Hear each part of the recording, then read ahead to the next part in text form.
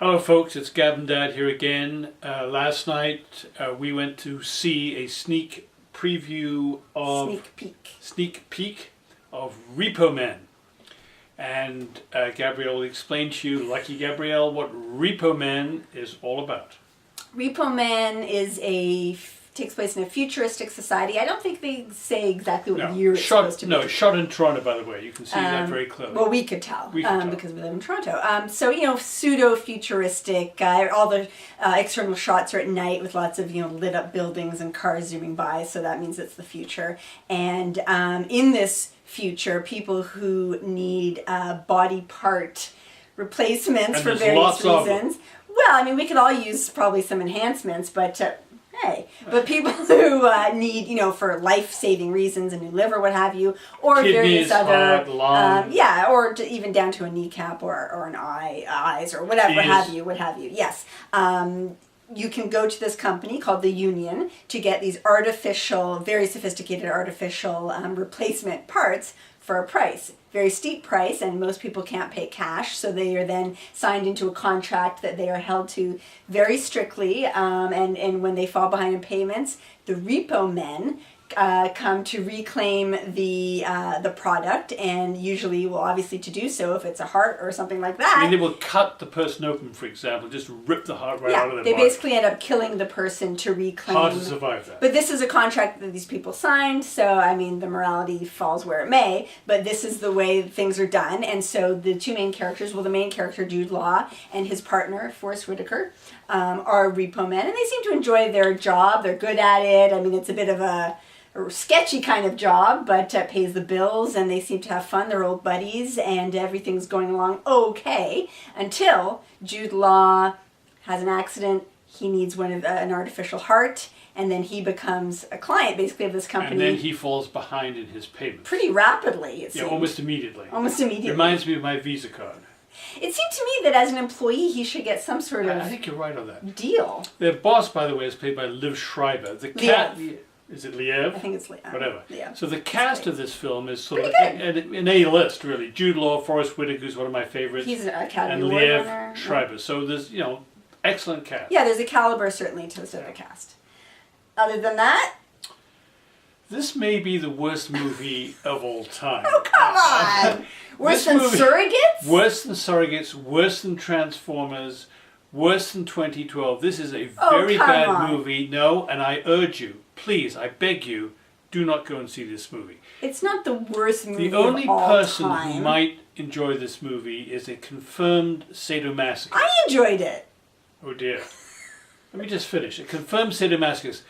Sado is sadist because much of this movie consists of people having their bodies cut open and their vital organs ripped out in a very graphic way. Lots of movies have that. And masochistic because who else but a masochist would sit through an hour and 45 minutes of this putrid rubbish? We had to do it because we were professionals. Yes. We're professionals. We're like the Repo Men. They're professionals. We're just doing what we have to do. We just a job. We just do what we have to do. Paying the bills. Actually, this job doesn't pay the bills. Apart from I can't imagine why these excellent actors were involved with this horrible project. The plot was stupid. The film was uncertain whether it was a comedy, there's some sort of slapstick stuff in it, or a horror film, or a political allegory. It was completely mixed up. It was really a gruesome experience. Please, I beg of you, do not go and see this movie. I disagree. I don't think it's a great movie, but I enjoyed it. It was fun. It was entertaining. This movie does know what it is. It's a black comedy. It is. It has thriller and sci-fi elements to it, of course, but it always knows it has its tongue firmly planted in its cheek. It's almost satirical. Some of the scenes are borderline purposefully satirical of the genre, the sort of overblown sci-fi action genre. Those people who agree with Gab and know what I'm talking about will recognize these sorts of scenes, these signature shots and whatnot. Who was the director of this I had a lot of fun. I don't know. I don't think the director matters. Well, it does matter. He's the director. I don't know who it is. Oh, okay. And to me, I had a lot of fun with it. The plot is not the greatest, and there isn't even anything that unique here. I mean, it did sort of remind me a little bit of Surrogates, and all these sorts of things have been done before. And I don't think it's trying to be a political allegory. I mean, the morality is totally beside the point. It doesn't even try to. I disagree. It doesn't even try. I mean, in our given for example, current climate of economic climate, you could draw a certain. No, I mean, for example, at one point, the Forrest Whitaker character says to the Jude Law character, who is beginning to rebel, question the role, question the whole thing, partly because he's got a heart that they're about to rip out of his body. He's on the other side of which it would lead you perhaps to question the whole setup. But Forrest Whitaker says, well, he says, society needs rules. And if society has rules and people sign contracts, they have to live by the agreement they entered into. And all we are is we're enforcing people who are enforcing the rules that society needs. So I thought, okay, I get it. This film is a sort of an allegory, a kind of a legal, political allegory about the ordered society. I don't think that line makes it an allegory. It was just a line, and it was making a point, but a very generic point. I don't think this film was trying to posit any, put forward any position. You found this film entertaining? I was entertained. I mean, it dragged at parts, but overall, I was definitely entertained. This is good, like the gory scenes of like the hand plunging into the bloody chest cavity and ripping out. It's obviously an effect. It's not real bodies. Oh, but when you go and watch some horrible movie, a war movie, that's obviously effects too. Yeah. It doesn't mean it can't really, No, but the context of a war movie is, I mean, it's completely different. This is pure fun. It's camp.